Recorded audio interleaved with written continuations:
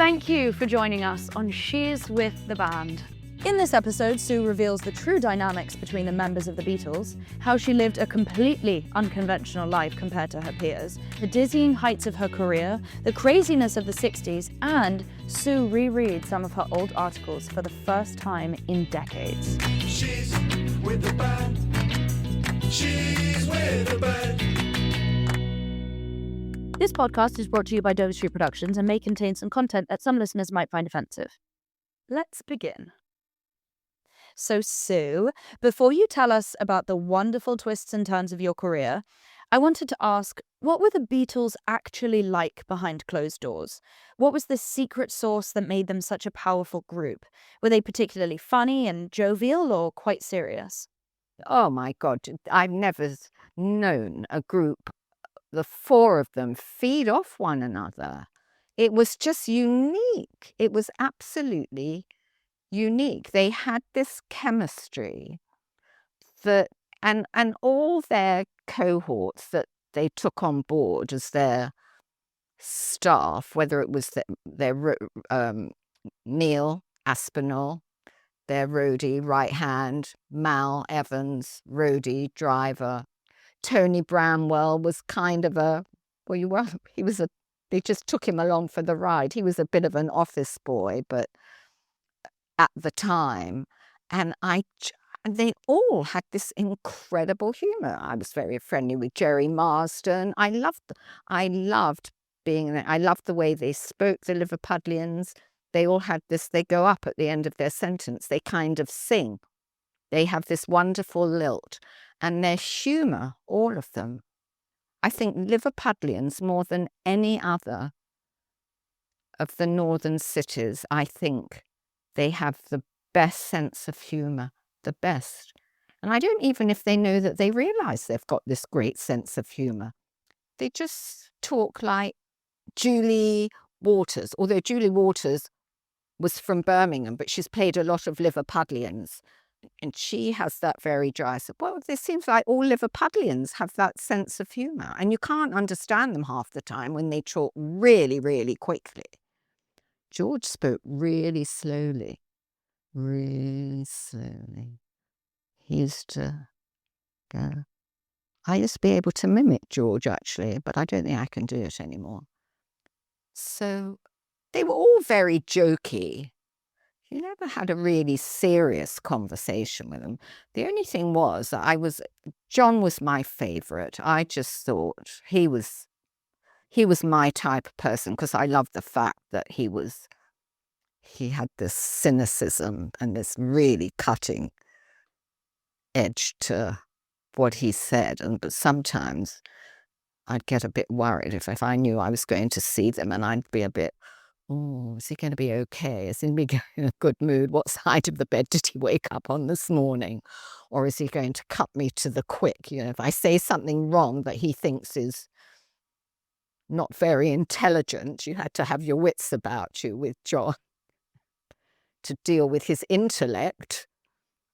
He could just turn it off just like that. Paul was always very happy-go-lucky, Mr. PR of the group. Everybody had to have a good image. Everybody had to think well of them. Always affable, always ready to do the interviews when no one else could be bothered. And when we were on the train in Germany, he used to go down the back where the peasants sat. That's very unfair of my fellow journalists. Not Don Short and I. We were with the big boys sitting in I guess it was set up as a sitting room, really, but there was a great big long table in there because it was refurbished for the Queen a few years before. So they had proper bedrooms, staterooms and things like that. So Paul would get up and do his, I guess like when they're on Air Force One and the president goes back to see the riffraff, or the Prime Minister when the journos are on a trip. So Paul would always be the affable one.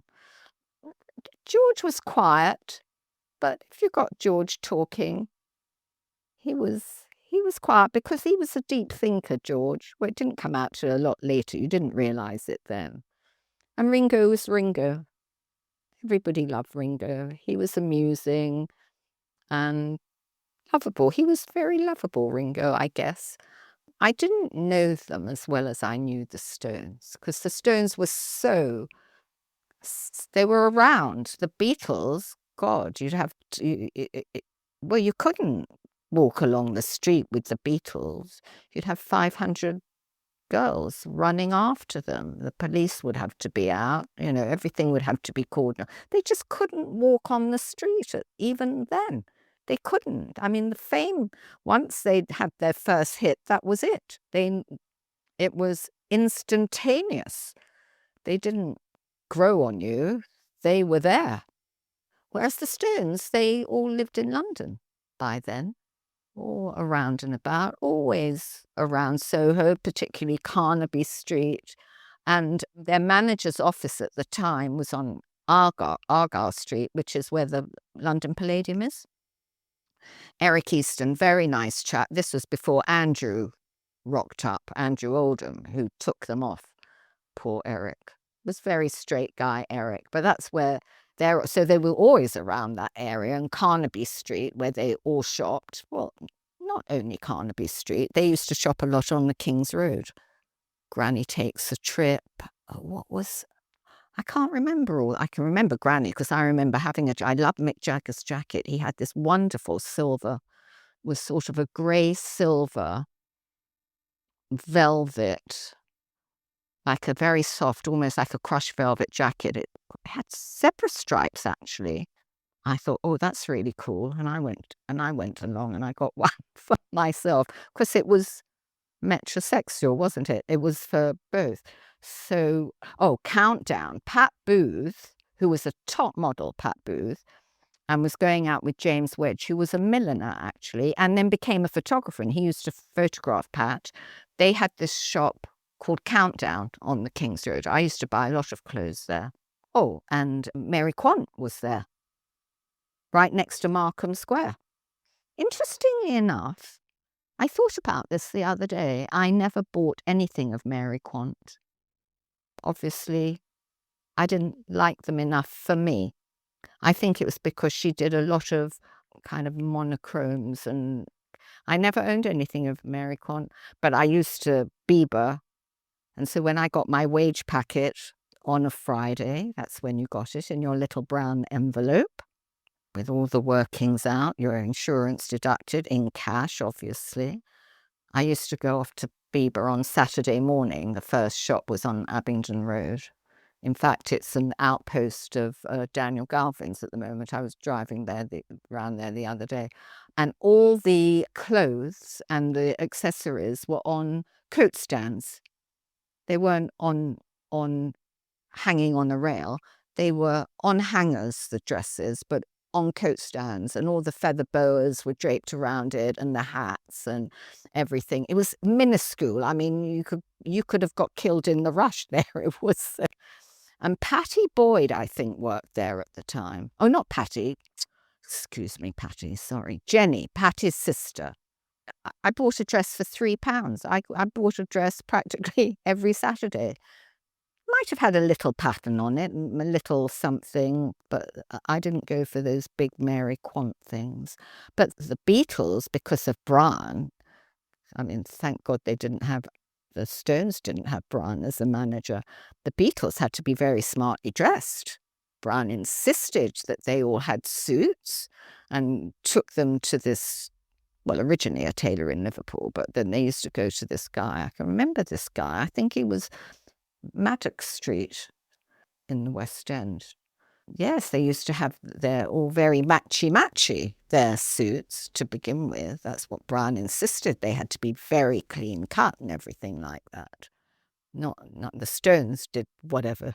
They did whatever they wanted. Brian would wear the odd feather boa occasionally, I remember. And Mick and his hair. Mick used to sit under the hairdryer at top of the pops. Well, he might have sat under the hairdryer at other places, but I can remember him being under the hairdryer. He'd put a hairnet so it wouldn't blow and maybe get caught and his hair would get tangled in one of those great big hoods. He'd sit under the hairdryer. I'm not sure how the others washed their hair. I was never witness that, but I do remember that. And Brian was always very finicky about the way he dressed as well. Charlie seemed to look quite elegant. Charlie, oh, he was so debonair. I mean, Charlie was Savile Row from head to toe. Not then, at the very beginning.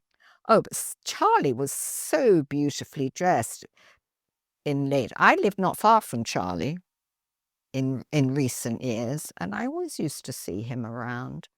He wore like camel hair coats, beautiful suits, ties, marvelous leather shoes, everything about Charlie. He was Gentleman Jack Charlie. Loved his clothes.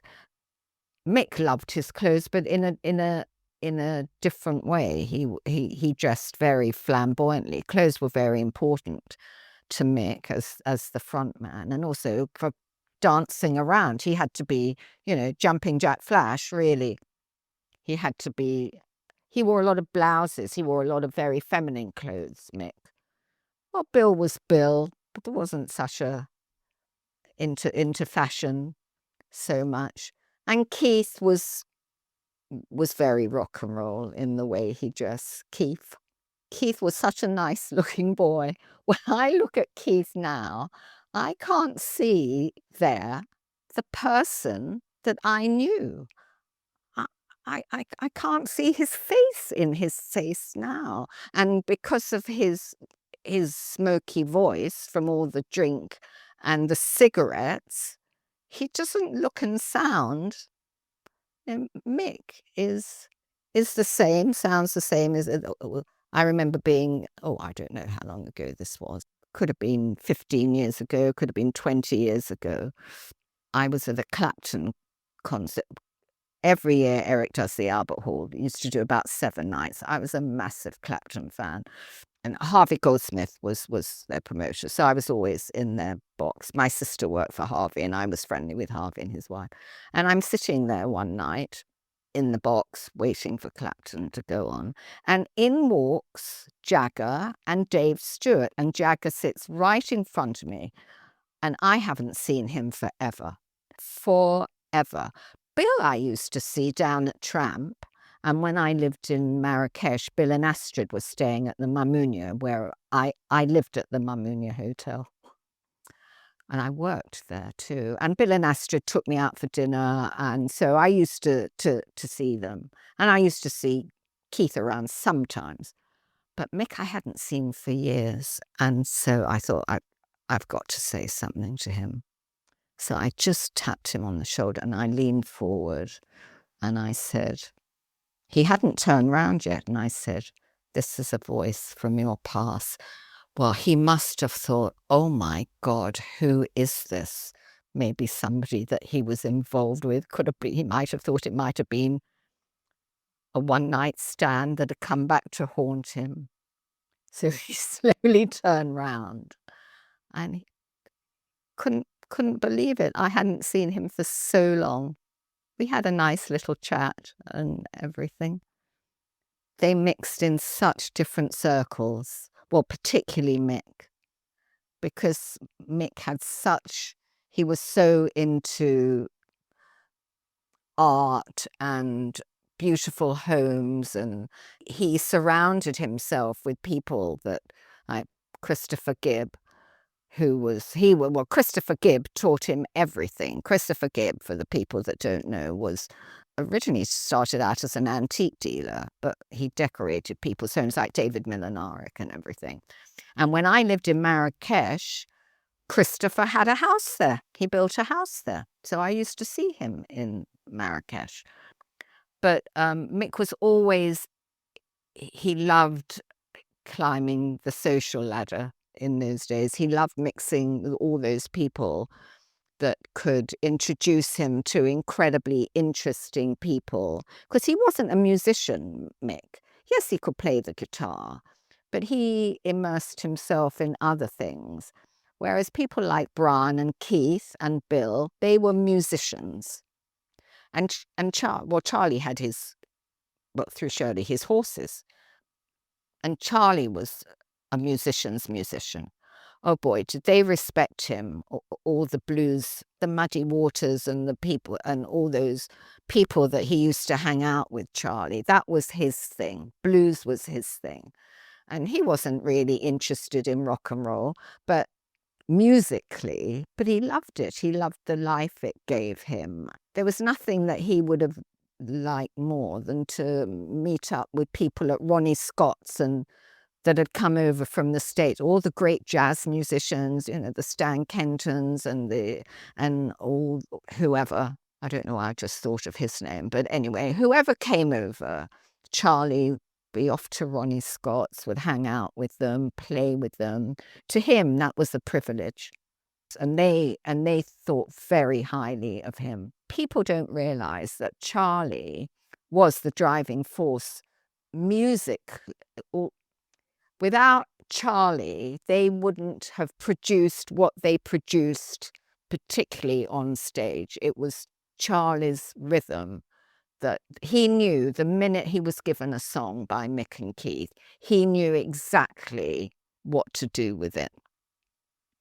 And I think probably with all the groups, I mean, the drummer that doesn't get a lot of recognition, unless they were on vocals, but without Charlie, he was the driving force. I watched a documentary on Charlie not long ago, and Keith was saying, once I heard Charlie give the whatever, I knew we were okay. They couldn't have done it without him. And I don't think people gave Ringo as much credit as he deserved, because at the beginning there was all that thing, well, did Ringo play on the record? Because after they'd sacked Pete and brought Ringo in, I think he was left off the first recording, the studio thing. I'm not sure. So people didn't give Ringo as much credit, I don't think, as he deserved. I'm not talking about in the business. I mean maybe journalists and the public, and maybe from rumor and things like that. They say, oh, Ringo didn't. And that's not true at all. And if you watch that documentary that Peter Jackson did, the three-parter, you can see. And it was with Keith and Mick, it was like Lennon and McCartney. The others were sort of left out of everything until you turned up in the studio. This is what we're going to record, and then they'd work it out. But Keith and Mick really did write together. I'm not saying they sat next to each other the whole time, but they wrote. There wasn't one song, I think, that didn't have an input from the other, whereas it was so obvious after a while which were Lennon's songs and which were McCartney's songs, although, you know, they were credited with Lennon McCartney. The Stones, they had this funny name. What was there? It was something to... Oh, Nanka Felge. That was obviously an in-joke, Nanka Felge. Felge, I think, was Phelge. It was obviously some very in-joke with this. And then there was something, I think they were the Glimmer Twins or something. Glimmer Twins? Glitter Twins? I don't know. But it didn't always say Jagger Richards at the beginning, I don't think. So those were pen names they used? I don't know. I think they called themselves the Glimmer Twins, but I don't know if it was on any writing credit. It was something in their name. Maybe it was on certain papers. I don't know. But Mick always wanted everyone's opinion when the new single came out, before it came out.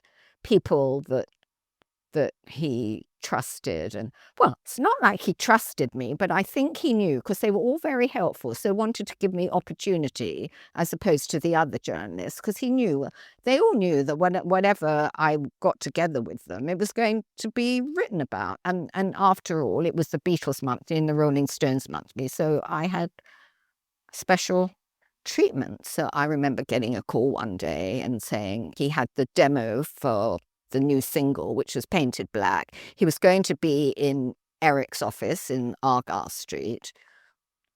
I think Andrew had just had made his way in then, but Eric was still on the scene. And I wrote a piece on it, I think, for NME. I think there's a piece on it. I'm in the office with Mick listening to Paint It. It was definitely, yes, Paint It Black. And then door opens and in walks Bailey. Well, I'd never met Bailey before.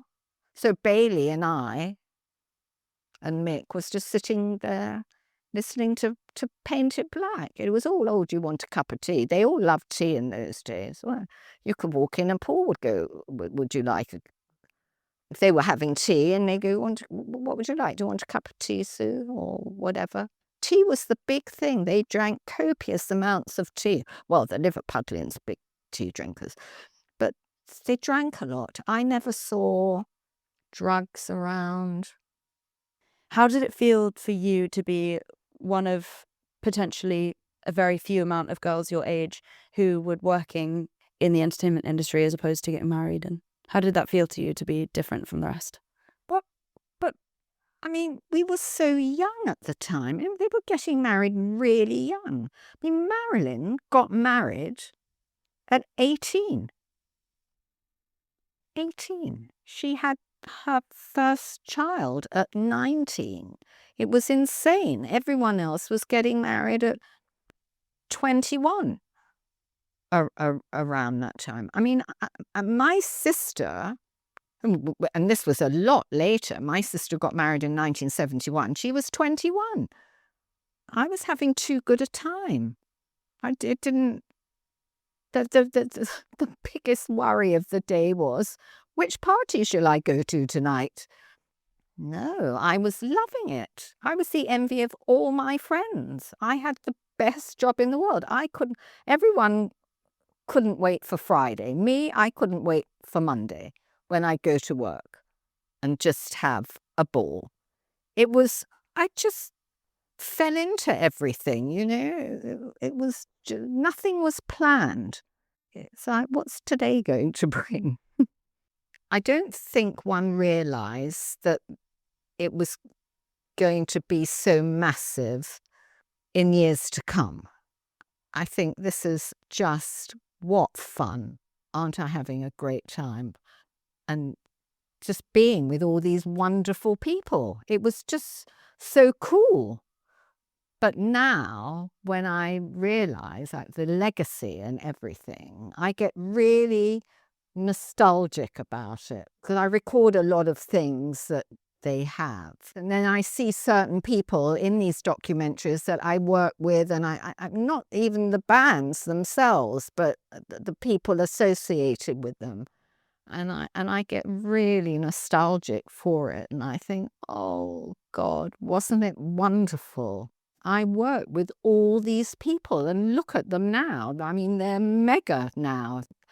It could have been anybody that's now a big producer, and I go, oh, he was the office boy, or something like that. And I thought, what, wasn't I lucky?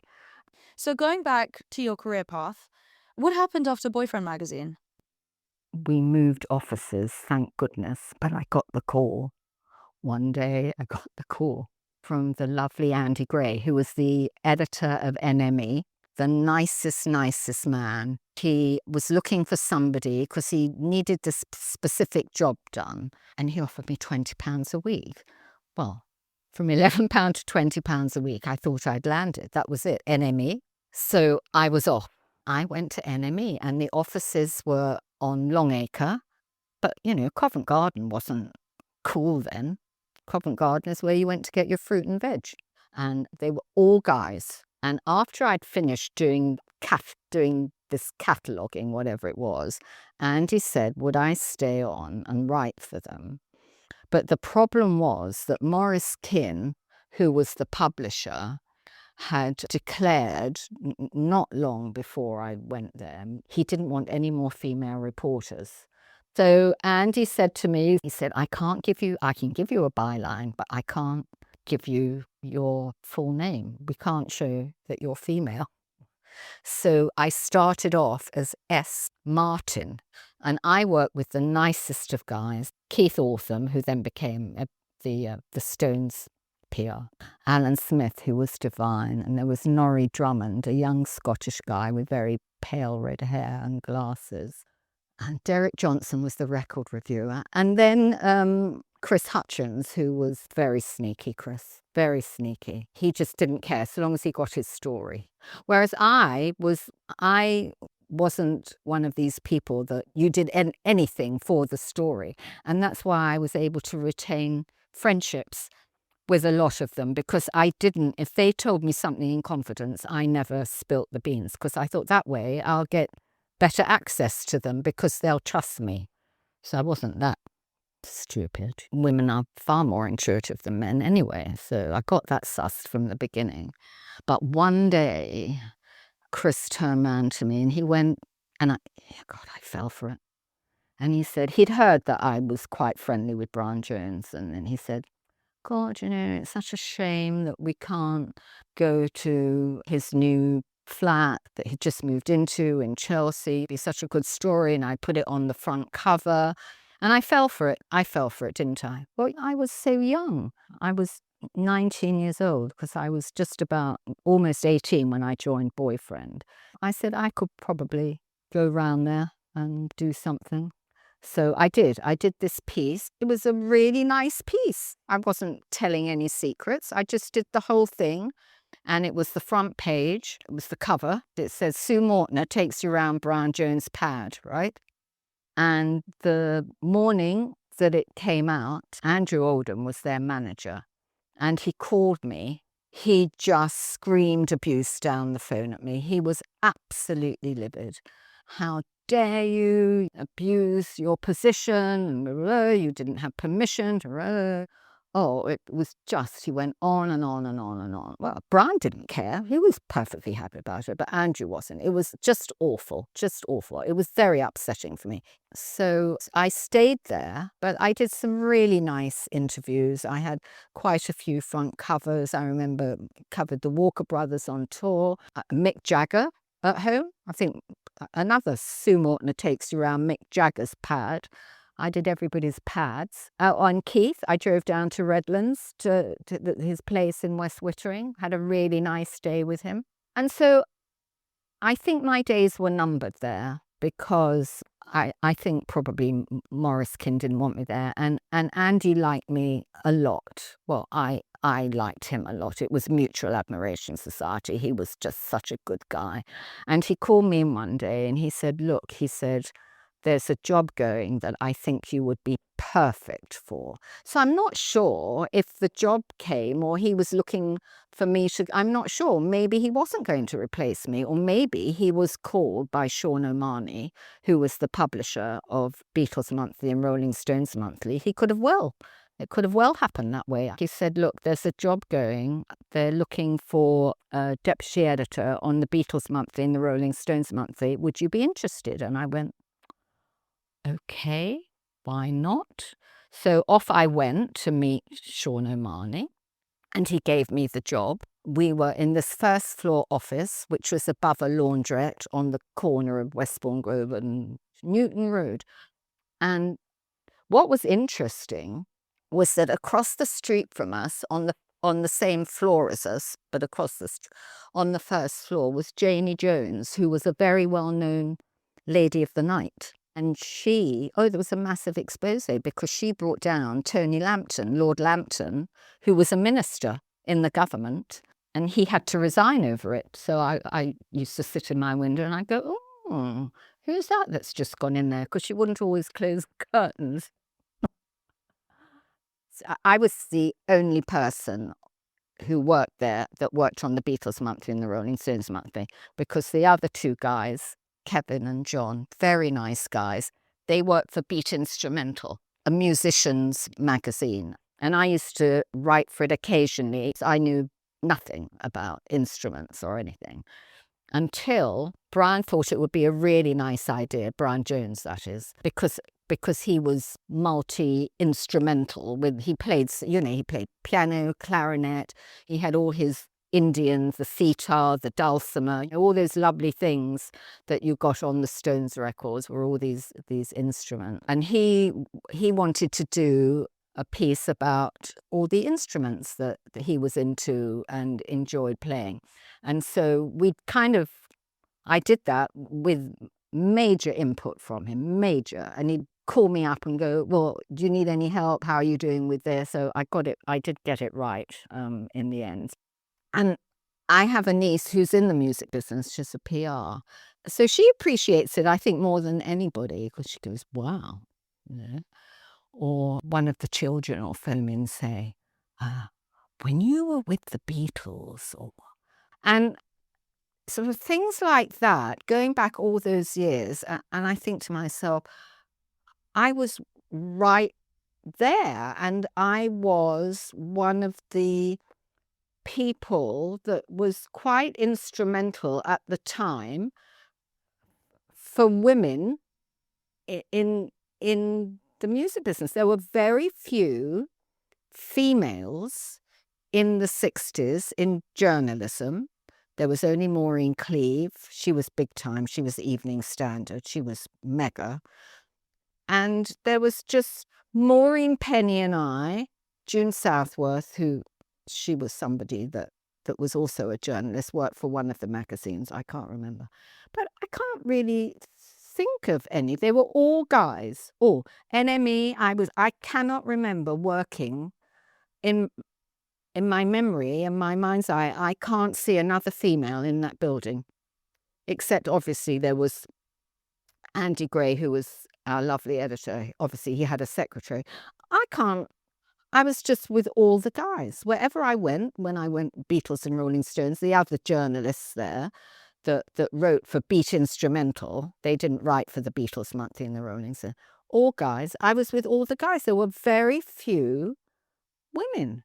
There were female PRs, but not journalists. A lot of the PRs were female. Mind you, most of them were men. There were a few female PRs. And I think to myself, God, that's amazing. Okay, we excitingly have some magazines and original articles, some of which were written by yours truly. And we would love for you to go through them, have a read of them, and if we could get you to read of the articles. Oh, what's that? Is that Boyfriend magazine? It is. Oh, wow. I didn't know that we had that. 1964, January the 18th. 7p. This one's on the Stones, but it has no byline. The Mod Bods. Now that they're in the money, they can't afford a haircut. The fans like it just as it is. I could have written this article for all I know. Who knows? You never got a byline. Oh, how funny. Well, I did anything. But I was asked to, really, for my £9, 10 shillings a week. Oh, Terry. Lovely Terry. Time for Terry, right? Now, Terry was the office boy. Just before I got there, he left just as I was arriving. He ended up by being the managing director of Fleetway Publications. Oh, wow. I think it was Fleetway. They had masses of magazines. He was so nice. Oh, Ulster Chambers, that's what it was called, our address. Terry, he was lovely. And then the office boy I had was Mick, and his column was called Time to Take the Mick, and he ended up by being Rod Stewart's PR. We do have a handful of the Beatles Monthly and the Stones Monthly, and we found in this edition on June 1966. So this would have been around the time of the Beatles tour. Yeah. In the Rolling Stones book, we have your article, Sue Mortner takes you round Keith's house. Oh, okay. I remember driving down to Keith's. Can you read us the article? Sure. So here we go. Fortunately, it was a beautiful sunny day when I drove down to Keith's 15th century house in Sussex because, in inverted commas, Mr. Richard hasn't arrived yet, said the old gardener as I approached the drive. Fortunate for me, because after driving for 2.5 hours, I had become somewhat stuck to the seat of my car, so it was a good opportunity to stretch my legs and generally nose around the beautiful thatched roof house, which is surrounded by a moat, another moat in my life, on which float some very talkative ducks. Obviously, they were talking about the weather. What else? I walked round the back of the house to find a horse grazing in the next field, which later on I found out belonged to Keith. Not the horse, but the field. He just happened to loan the field to its owner. Lying on the beautifully mowed lawn was a rather old-looking paddle boat. Obviously, that would also be explained later. As I wandered towards the back of the house, there was a dartboard hanging on the stone wall, and I guessed that someone had been there before. Quite a clever piece of detection, because the darts had been left in. Much to my surprise, and only because I was being so nosy, I found the porch door open, so I took the liberty of entering. The first room I found myself in was the lounge. No furniture, just a massive oak-panelled room with a parquet flooring, wooden beams, 2 enormous stone pillars, and a huge stone fireplace with a gigantic flute coming down the chimney. Keith had already moved some of his belongings because there was a white fur rug on the floor. Oh, that was a very famous white fur rug, wasn't it? An electric piano, a harpsichord, and a guitar, plus his record and book collection, and of course his hi-fi. I was very interested and surprised to learn that his books consisted of The Great War, Dictionary of Slang, Guns, Great Sea Battles, drawings of Rembrandt, and books on England, and even more surprised with his record collection. Amongst the Beatles, Otis Redding, Dylan, Simon and Garfunkel, the Everleys, the Temptations and Elvis were albums of Chopin's 19 Waltzes, Rossini and Segovia. Half an hour had gone by and still no sign of Keith, so I picked up the phone and dialed his office. "Sorry, Sue, tried to get you before, but you'd left. Keith's been held up at a meeting, but he shouldn't be very long," came the reply. So I decided the best thing to do was look over the rest of the house. But before I ventured upstairs, I placed a record on the player. The upstairs consisted of 5 bedrooms and a bathroom. I knew which was Keith's room because the bed was unmade and there was a pair of shoes and a Dennis Wheatley book lying on the floor. All the rooms were unfurnished, and like the downstairs, it was all wooden beams and floors. One bedroom had half the floor missing, so I could see immediately into the kitchen. One side of an LP later, I came downstairs through the large dining room and into the kitchen to find some dirty dishes, a burnt sausage in the frying pan on the cooker, a rifle on the wall, handy, and a spur hanging on the other wall and a clock on the door, not to mention a truncheon hanging from the ceiling. Keith pinched it off a gendarme in Paris. Being a female, my immediate reaction was to put the kettle on for my cuppa. While selecting my next record, the kettle began to whistle furiously. I remember spotting a bottle of milk in the passage between the garage and the house. So I left the kettle whistling and went out to fetch the milk, which a stray cat had got to before me. Nevertheless, he wasn't clever enough to open it. As I was pouring out my tea, Keith drove up in his Bentley Continental, plus L plates, and Patrick. Patrick was his major domo at the time, I think. Might have been his driver. "Sorry I'm late. How did you get in?" Keith was very annoyed with the builders for leaving the house unlocked, so it was just as well I arrived early. "Hope you don't mind me making myself at home," I said. "Have a cup of tea." "Oh, God. What do you think of the place?" said Keith. "Of course it's not furnished yet, sorry. I want to do it bit by bit. I'm going to mix the furniture and have modern and Tudor." "As you can see," said Keith, pointing to some old chests, "I've bought some pieces off the people who lived here before. I'm going to have mauve paint in the dining room and probably the lounge and spotlights on the walls. I've got this interior decorator who did the Queen Mary as it is today. Come and take a look outside. I'm having a wall built round the front of the house, which will now be the back, if you see what I mean, because I'm extended the path round to the back and making it the front. Anyway, I think this should be the front because it's got a porch. And the only reason you think the other side..." Right. Oh, it's like a puzzle, this.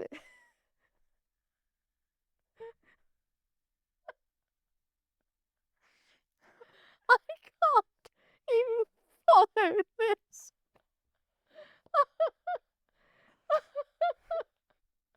Oh,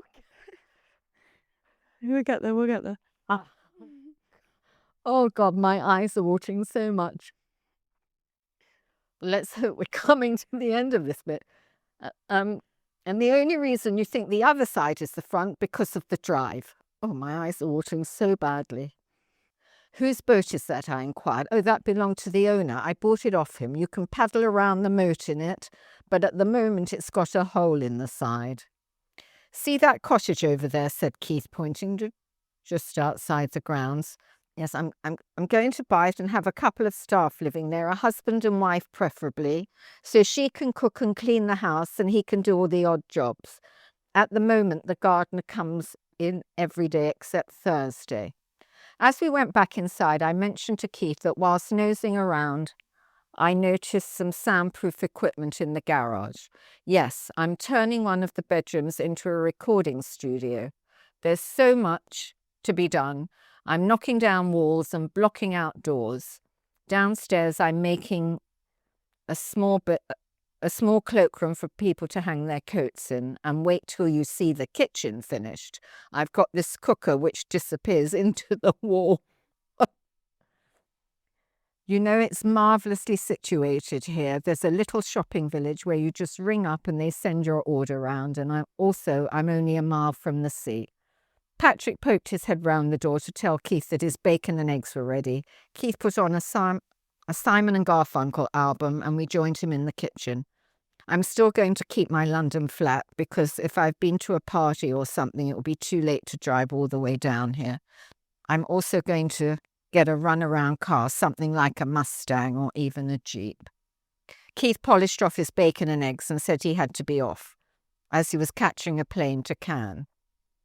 I'm going there just for a couple of days, said Keith, putting on his fur jacket, which one would expect a woman to wear. Do you like it? I bought it off this girl for £20, 'cause she was broke, said Keith as he stepped into his Bentley plus his L plates. Quite hysterical, isn't it? In the next episode of She's with the Band, we hear about Sue's chaotic experience of her first international mega tour with the Beatles. She details the mayhem and dangers of the Beatles' global fame, featuring large crowds, attack dogs, jealous co-workers, and crazy fans. She's with the band.